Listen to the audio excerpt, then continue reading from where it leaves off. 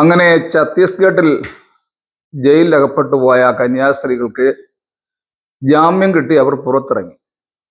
എന്നാൽ രാജസ്ഥാനിലെ ഒരു പെന്തിക്കോസ്ത് പാസ്റ്റർ തോമസ് ജോർജ് ജാമ്യമില്ലാത്ത കുറ്റം ചുമത്തി കേസ് രജിസ്റ്റർ ചെയ്തിരിക്കുന്നതിനാൽ അദ്ദേഹം ഒളിവിലുമാണ്.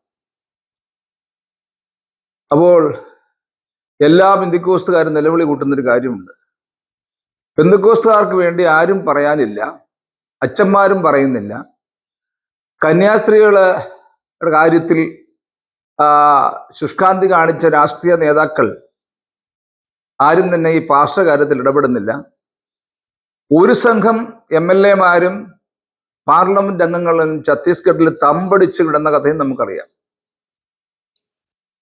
സഭ, കത്തോലിക്ക സഭയും BJP-യും ഇടത് വലത് രാഷ്ട്രീയ നേതാക്കളും ഒത്തൊരുമിച്ച് മൽപ്പിടുത്തം നടത്തിയാണ് കന്യാസ്ത്രീകളെ ജയിൽ മോചിതരാക്കിയത്.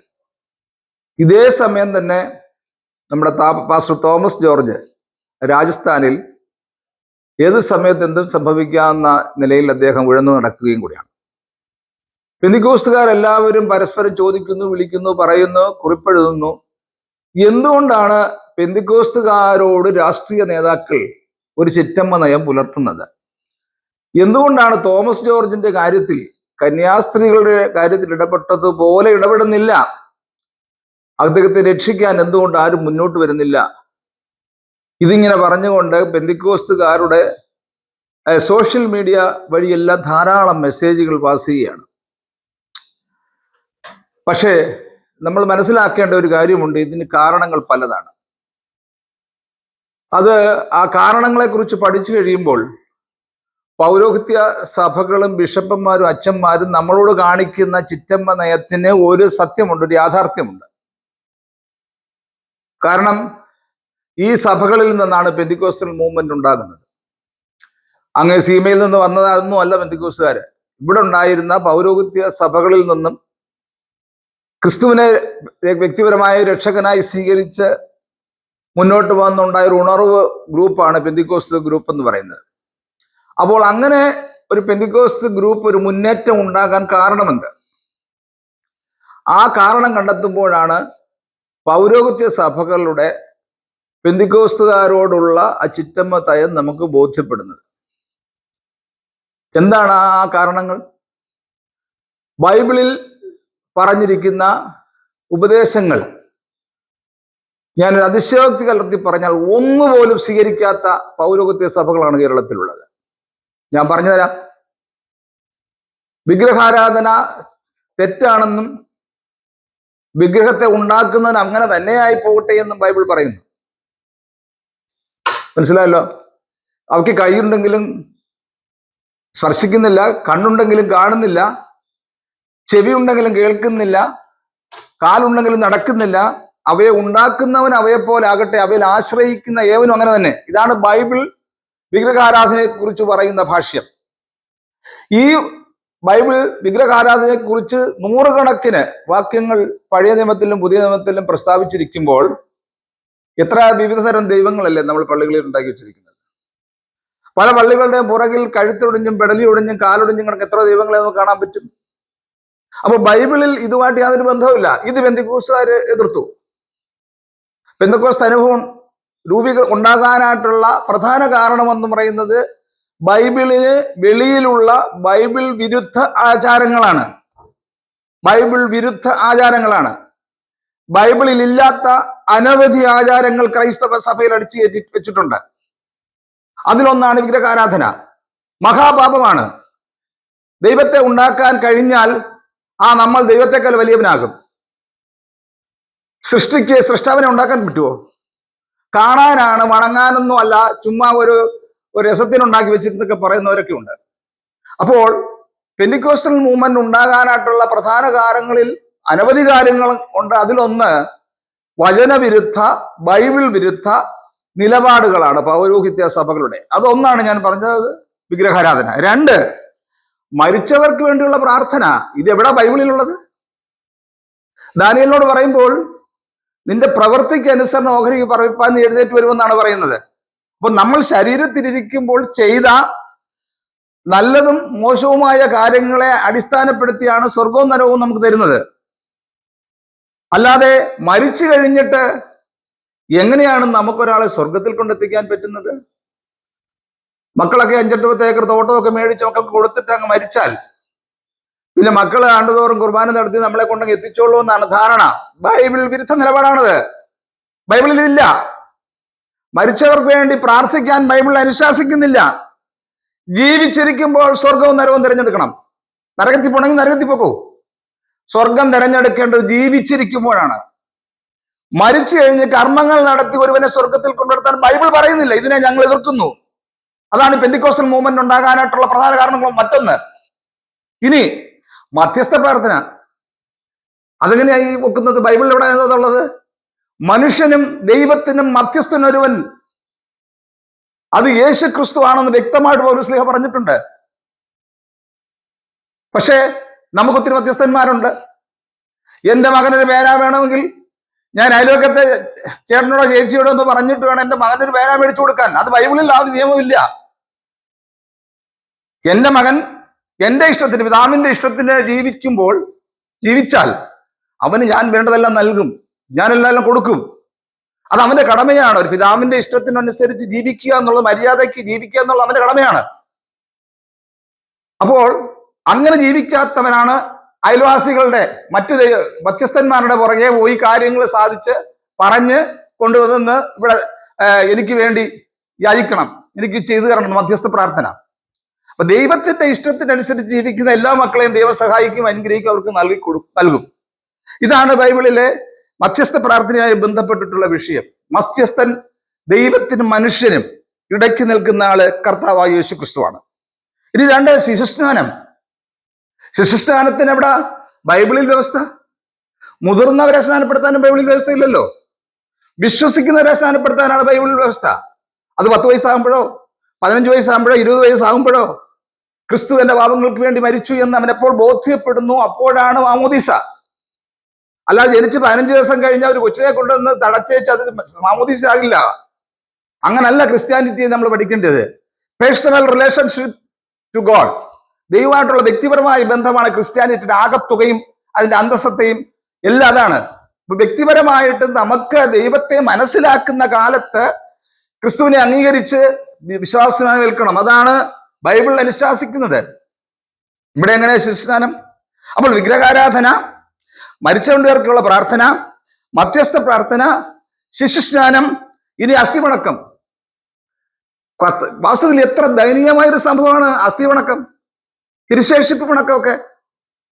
യേശു ക്രിസ്തു ഉയർത്തെഴുന്നേറ്റ് സ്വർഗത്തിൽ ജീവനുണ്ടെന്നല്ലേ നമ്മൾ വിശ്വാസം. ധർമ്മരാജ്യം സ്ഥാപിക്കാൻ അദ്ദേഹം വീണ്ടും തിരിച്ചു വരുമെന്ന് നമ്മൾ വിശ്വസിക്കുന്നു. അങ്ങനെയെങ്കിൽ അദ്ദേഹത്തിന്റെ ചില കഷണങ്ങളൊക്കെ പൈസയൊക്കെ എടുത്തു വെച്ചിവിടെ പണം ഉണ്ടാക്കാൻ എന്തിനാ ആരാധിക്കുന്നത്? അതിന് മുമ്പിൽ എന്തിനു വണങ്ങുന്നു? ക്രിസ്തു ഉയർത്തെഴുന്നേറ്റ് ജീവനോടെ സ്വർഗത്തിൽ ജീവിച്ചിരിക്കുന്നു എന്ന് വിശ്വസിക്കുന്നുവെങ്കിൽ, ബൈബിൾ അങ്ങനെ പറയുന്നുവെങ്കിൽ, അദ്ദേഹത്തിന്റെ തുണിക്കഷ്ണങ്ങൾ എന്ന് പറഞ്ഞ് എടുത്തു വെച്ച് ആരാധിക്കുന്ന പൗരോഹിത്യ സഭകളെ വൃത്തികെട്ട രീതി ബൈബിളിൽ ഉള്ളതല്ല. ഇത് പുറംജാതി മതത്തിൽ നിന്ന് കയറി വന്നതാകാനാണ് സാധനം. റോമിലെ ഭാഗൻ മതത്തിൽ നിന്നൊക്കെ വന്നതാണെന്നാണ് ചരിത്രകാരന്മാർ പറയുന്നത്. ഇത് ബൈബിളോട്ട് ഒരു ബന്ധവുമില്ല. ഇത് ഞങ്ങൾ എതിർക്കുന്നു. അങ്ങനെയാണ് പെന്തിക്കോസ്ത് ഉണ്ടാകാനുള്ള പല കാര്യങ്ങളിൽ ഒന്ന്. ഇനി പൗരോഹിത്യം. പുതിയ നിയമസഭയിൽ യേശു ക്രിസ്തുവിനെ കുറിച്ച് മറ്റുള്ളവരോട് സുവിശേഷം പറയാനായിട്ട് നമ്മളെല്ലാം രാജകീയ പുരോഹിതന്മാരും രാജാക്കന്മാരും പുരോഹിതന്മാരും ആക്കി വെച്ചിരിക്കുകയാണ് പുതിയ നിയമസഭയിലെ. അതാണ് ആ ഫിലോസഫി. വിശ്വാസികളെല്ലാം പുരോഹിതന്മാരാണ്, വിശ്വാസികളെല്ലാം സുവിശേഷകന്മാരാണ്, വിശ്വാസികളെല്ലാം മറ്റുള്ളവരോട് സുവിശേഷം പറയേണ്ടവരാണ്. അല്ലാതെ കുപ്പായവും താടിയും മീശയും വളർത്തി നിൽക്കുന്ന ആ പൗരോഹിത്യ ശുശ്രൂഷ പുതിയ നിയമസഭയിൽ ഇല്ല. ഒന്ന് കാണിച്ചു തന്നാൽ ഞാൻ വരാം. എവിടുണ്ട്? ഇല്ല. പിന്നെ കുംഭസാരം, അത് അതിനേക്കാൾ രസമാ. ആരോടാ ചെന്ന് പാപമേറ്റു പറയുന്നത്? മനുഷ്യനോട്. മനുഷ്യനോട് നമ്മളെല്ലാ പാപവും ഏറ്റു പറയുവോ? ആരും പറയില്ല. ദൈവത്തോട് പറയാം, ദൈവമേ ഞാൻ ഇന്ന പാവങ്ങൾ ചെയ്തു പോയി, നീ എന്നോട് പൊറുക്കണം. ആ സമയത്ത് എന്റെ പാവം പൊറുത്തു, അവൻ ദൈവം മകനായിട്ട് മാറുകയാണ്. അതാണ് ബൈബിൾ സിദ്ധാന്തം. അതാണ്. അല്ലാതെ അച്ഛനോട് ചെന്ന് പാവം പറയുന്നു, അച്ഛൻ മുകളിലോട്ട് പറയുന്നു. അങ്ങനൊന്നും ഇല്ലെന്നേ. പിതാവായ ദൈവം മുകളിലിരിപ്പുണ്ടെങ്കിൽ നമ്മൾ മക്കളാണ് നേരിട്ട് പറയാവുന്ന കാര്യമൊക്കെ. ഞാൻ ചിന്നതൊക്കെ ചെയ്തിട്ടുണ്ട്, എന്നോട് ക്ഷമിക്കണം, പൊറുക്കണം. അതാണ് ബൈബിൾ പറയുന്നത്. അപ്പൊ ഇതൊക്കെ തന്നെയാണ് പെന്തിക്കോസ്റ്റൽ മൂവ്മെന്റ് ഇന്ത്യ കേരളത്തിൽ ഉണ്ടാകാനുള്ള പ്രധാന കാരണം. പെരുന്നാളുകൾ, എന്തോന്ന് പെരുന്നാളുകൾ, അതിനെക്കുറിച്ച് ഞാൻ പോകുന്നില്ല. കുർബാന, അപ്പവീഞ്ഞുകൾ ഭക്ഷിക്കുക, യേശുക്രിസ്തുവിന്റെ മരണത്തെ ഓർക്കുക. എത്ര ചാർജ്? എത്ര കുർബാനകൾ പല നിലയിൽ എത്ര ചാർജാണ് മേടിക്കുന്നത്?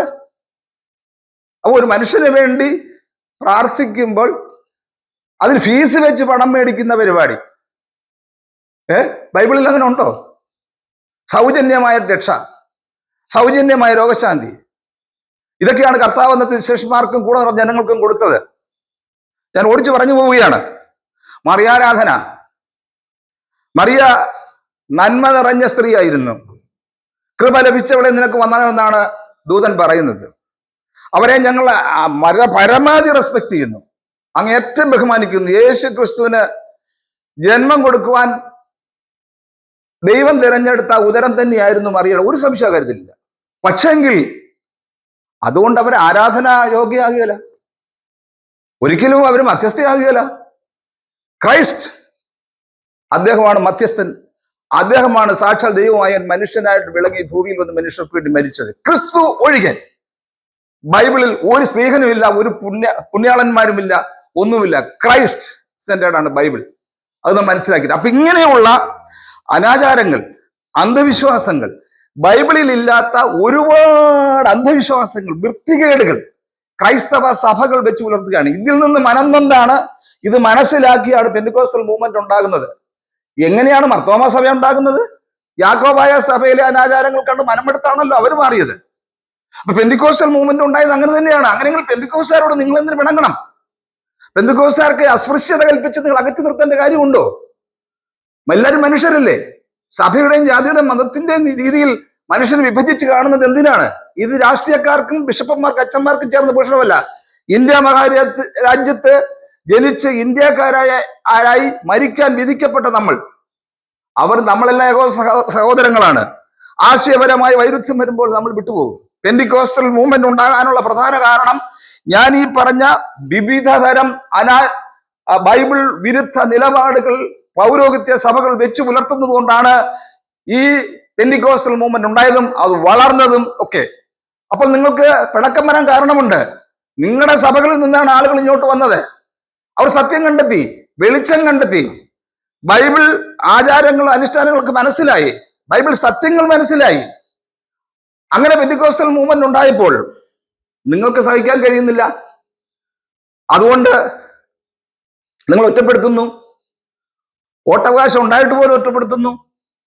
ഒരു സംഘം MLA-മാരും MP-മാരും ഡൽഹി മുഴുവൻ പോയി കിടന്നല്ലോ. ഛത്തീസ്ഗഡില് പാവം തോമസ് ജോർജ് വാസു കിടക്കുകയാണ് രാജസ്ഥാനിൽ. ആരും നോക്കാനില്ല, പറയാനില്ല. നിയമത്തിന്റെ വഴിയിലൂടെ അങ്ങനെ രക്ഷപ്പെട്ടു വന്നെങ്കിലേ ഉള്ളൂ. പ്രഷർ എടുത്താൻ ആളില്ല. കാരണം അങ്ങേര് വിഗ്രഹാരാധന നടത്തുന്നില്ല, അങ്ങേരുടെ സഭയിൽ കന്യാസ്ത്രീകളില്ല, അങ്ങേരുടെ സഭയിൽ മരിച്ചവർക്ക് വേണ്ടി പ്രാർത്ഥിക്കാറില്ല, അങ്ങേരുടെ സഭയിൽ മധ്യസ്ഥ പ്രാർത്ഥനയില്ല, അങ്ങേരുടെ സഭയിൽ ശിശുസ്നാനമില്ല, അങ്ങേരുടെ സഭയിൽ അസ്ഥിവണക്കമില്ല, അങ്ങേരുടെ സഭയിൽ പൗരോഹിത്യമില്ല, അങ്ങേരുടെ സഭയിൽ കുംഭസാരമില്ല, അദ്ദേഹത്തിന്റെ സഭയിൽ പെരുന്നാളുകളില്ല, അദ്ദേഹത്തിന്റെ സഭയിൽ കുർബാനയില്ല, അദ്ദേഹത്തിന്റെ മറിയാരാധനയിൽ യേശു ക്രിസ്തുവിനെ മാത്രമേ ആരാധിക്കുന്നുള്ളൂ. അപ്പൊ പൗരോഹിത്യ സഭകളുടെ ഈ തെറ്റായ പ്രവണതകളും വൃത്തികേടുകളും വചനവിരുദ്ധ നിലപാടുകൾ, ബൈബിളില്ലാത്ത കാര്യങ്ങൾ, അത് വേണ്ട, അത് തെറ്റാന്ന് തോന്നിയത് കൊണ്ടാണ് പെന്തിക്കോസ്റ്റൽ മൂവ്മെന്റ് ഉണ്ടായത്. അപ്പൊ പറയുന്നു ആടുമോഷണം. എന്തോ ആടുമോഷണം? ഇല്ല, ഒരുത്തന് ശരിയല്ല എന്ന് തോന്നുന്നെങ്കിൽ അയാൾ ഇച്ചിരി ശുദ്ധമായി ശ്വസിക്കാൻ നല്ല വിശ്വാസമുള്ള ഒരു സഭയിലോട്ട് പോകുന്നതിന് എന്തെന്നാ ഈ ആടുമോഷണം? ആടിന് പച്ചല കിട്ടണമല്ലോ, ആടിന് വെള്ളം കിട്ടണമല്ലോ. ഇതൊന്നും അവിടെ ഇല്ലല്ലോ. അവിടെയുള്ള എന്തുവാ? കുർബാന കാണാൻ പോകുന്നു. കുർബാന കണ്ടു അച്ഛൻ ആരാധിക്കുന്ന ആൾത്താരയിൽ ജനം കുർബാന കണ്ടിട്ട് പോരുന്നു. ഇതാണ് രീതി. പെന്തിക്കോസ്റ്റൽ മൂവ്മെന്റ് ഉണ്ടായപ്പോൾ മലയിലും ആ മലയിൽ ഈ മലയിലുള്ള ആരാധനകൾ നിർത്തി. സത്യത്തിലും ആത്മാവിലുള്ള ആരാധനയായി. സഹോദര സ്നേഹത്തിൽ അധിഷ്ഠിതമായ ആരാധന. ഒരുമിച്ച് കൂടി നിന്ന് പ്രാർത്ഥിക്കുന്നു, ഒരുമിച്ച് ഭക്ഷണം കഴിക്കുന്നു, ഒരുമിച്ചുള്ള ഒരു ഫെലോഷിപ്പ് അവിടെ രൂപം കൊള്ളുകയാണ്. അത് പൗരോഹിത്യ സഭകളിൽ നിന്ന് വളരെ വ്യത്യസ്തമായ ഒരു ജീവിത ശൈലിയാണ് ഇതിലൂടെ വിശ്വാസികൾ കരഗതമാക്കിയത്. മനസ്സിലായല്ലോ? അതുകൊണ്ട് പൗരോഹിത്യ സഭകളുടെ ഈ നിലപാടുകൾ തിരുത്തണം നിങ്ങൾ. എത്രയോ അച്ഛന്മാരും ഒക്കെ തന്നെ പെന്തിക്കോസ്ത് അനുഭവസ്ഥരായി മാറി. എത്രയോ കന്യാസ്ത്രീകൾ വന്നു. അവർ പിന്നെയാണ് കാര്യങ്ങൾ മനസ്സിലായത്. അപ്പൊ ഞാൻ പറഞ്ഞത്, ഈ വചനത്തിലില്ലാത്ത കാര്യങ്ങൾ, ബൈബിളിൽ ഇല്ലാത്ത കാര്യങ്ങൾ അനുവർത്തിച്ചാൽ അവിടെ നിന്ന് ആളുകൾ പോകുന്നേ. അങ്ങനെ കുറച്ച് പേര് പോയിട്ടുണ്ട്. അവരാണ് പെന്തിക്കോസ്റ്റൽ മൂവ്മെന്റ് ഉണ്ടാക്കി അവരെ കൈയൊക്കെ അടിച്ച് പാട്ടുപാടി ഇങ്ങനെ അങ്ങ് പോകുന്നത്. ബസ്സിനൊന്നും അളവ് വെക്കാറില്ലല്ലോ, സമരമില്ലല്ലോ, വിക്കറ്റിംഗ് ഇല്ലല്ലോ, കത്തിക്കുത്തില്ലല്ലോ, ബോംബ് ഇല്ലല്ലോ. മാനം മര്യാദയായിട്ട് ആരാധിക്കുന്നു. അവർക്ക് കിട്ടിയ രക്ഷ, ആത്മരക്ഷ, ക്രിസ്തുവിലൂടെ കരഗതമായ ആത്മരക്ഷ സഹ ആളുകളോട് പങ്കുവെക്കുന്നു. ഇഷ്ടമുണ്ടെങ്കിൽ സ്വീകരിച്ചാൽ മതി എന്നേ. ഇഷ്ടമുണ്ടെങ്കിൽ സ്വീകരിച്ചാൽ മതി. ഒരുത്തനെ ഇപ്പം യേശു ക്രിസ്തുവിനെ കുറിച്ച് പറഞ്ഞ് മനസ്സിലാക്കി അവനെ സ്വർഗത്തിൽ കൊണ്ടുപോകുന്നോ, അവന് നല്ലൊരു ജീവിതം ഉണ്ടാക്കി കൊടുക്കണമെന്ന് ആർക്കാ ഇത്ര ഛേദം?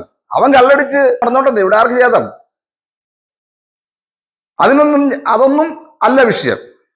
ഇത് ജനം അവിടെ നിന്ന് ശുദ്ധമായി ശ്വസിച്ചു, ഉപദേശങ്ങൾ മനസ്സിലാക്കി, സത്യം പിടികിട്ടി, അവർ നേരിന്റെ മാർഗത്തിലേക്ക് വന്നു, ബൈബിൾ വിരുദ്ധ നിലപാടുകളെ കളഞ്ഞു, അന്ധവിശ്വാസം അനാചാരങ്ങളും കളഞ്ഞു. അങ്ങനെ പെന്തിക്കോസ്റ്റൽ മൂവ്മെന്റ് കേരളത്തിൽ ലോകവ്യാപകമായിട്ടുണ്ടായി.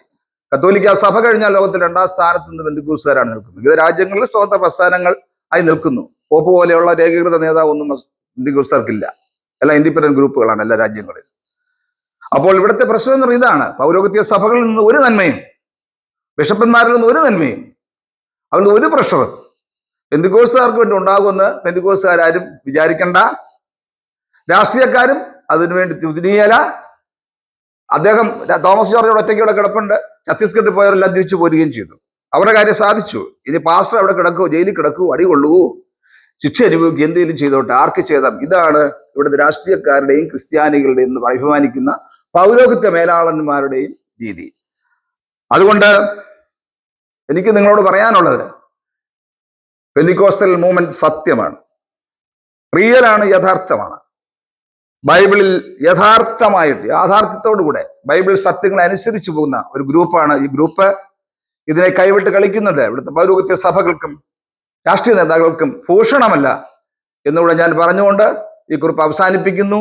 ഇനി എന്തുകൊണ്ടാണ് പെന്തിക്കോസ്തുകാർക്ക് ഇങ്ങനെ സംഭവിക്കാനുള്ള കാരണം? അവരുടെ കയ്യിൽ കുറെ കുഴപ്പങ്ങളുണ്ട്. അത് ഞാൻ അടുത്തൊരു വീഡിയോയിൽ പറയാം. അതും വളരെ രസകരമാണ്.